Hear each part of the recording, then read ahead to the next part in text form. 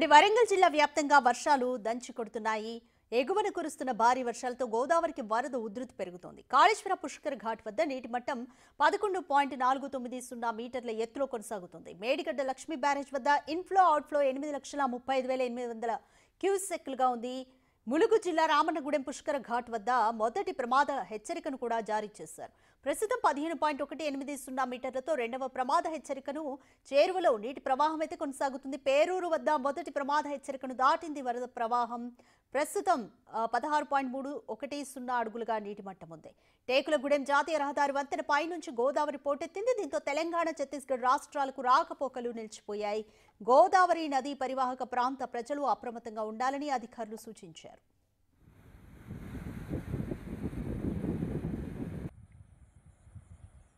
Right, more details మా ప్రతినిధి వేణు అందిస్తారు. రైట్ వేణు, చిన్నపాటి వర్షం పడ్డా కూడా వరంగల్ జిల్లా మొత్తంగా కూడా ఎఫెక్ట్ అవుతుంది బాగా మిగిలిన జిల్లాలతో పోలిస్తే. ప్రస్తుతం సిచ్యువేషన్ ఏ విధంగా ఉంది? ఇంకా ఎన్ని రోజుల పాటు వరంగల్కి వర్ష సూచన ఉంటుందని వాతావరణ శాఖ తెలిపింది.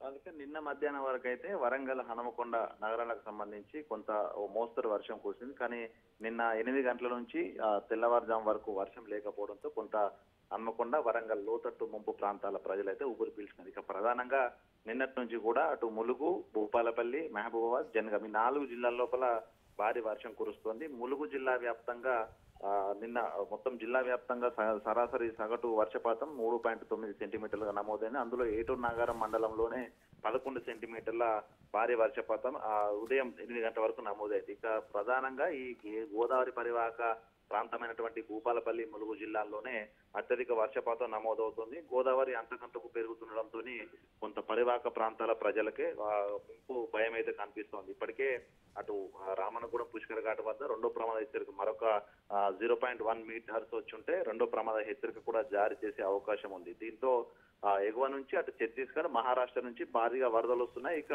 భూపాలపల్లిలోని కాళేశ్వరం పుష్కర్ ఘాట్ వద్ద అటు త్రివేణి సంగమ నదులు భారీగా ఉధృతంగా ప్రవహిస్తుండడంతో ప్రస్తుతం ఆ కాళేశ్వరం ఘాట్ల వద్ద కూడా ఆ మెట్లు కూడా మునిగి లోపలికి భక్తులను అనుమతించిన పరిస్థితి కనిపిస్తా ఉంది. ప్రధానంగా మేడిగడ్డ బ్యారేజ్ చూసుకుంటే ఉదయం 8 గంటల వరకు 8,35,000 క్యూసెక్ల వరద ఉంది. ఉదయం 9 గంటల వరకు 8,85,000 క్యూసెక్ల వరద, అంటే దాదాపుగా గంటకు 55,000 క్యూసెక్ల వరద నీరు వస్తుందంటే ఈ స్థాయి కనుక క్రమంగా పెరుగుతూ వెళ్తే ప్రమాదకర స్థాయిని చేరుకునే అవకాశం సాయంత్రం వరకు ఉందంటూ కూడా సిడబ్ల్యూసీ అధికారులు అంచనాలు వేస్తున్నారు. ఇక ప్రధానంగా వర్షానికి డ్యామేజ్ అయితే ములుగులోని వెంకటపురం, వాజేడు మండలాల్లో చోటు చేసుకుంది. వాజేడు మండలానికి సంబంధించినటువంటి గోదావరి పేరూరు వద్ద ప్రస్తుతం ఆ మొదటి ప్రమాద హెచ్చరిక దాటిపోయింది. అక్కడ దాదాపు 360 ఎకరాల పైగా మిర్చి తోట కూడా బ్యాక్ వాటర్ ద్వారా కంప్లీట్ గా మిర్చి తోటలు, అదే విధంగా వరి పొలాలు కూడా మునిగిపోయిన పరిస్థితి. ఇక మరోవైపు అటు ఛత్తీస్గఢ్ కు ములుగు అంటే తెలంగాణకు రాకపోకలు ఉన్నటువంటి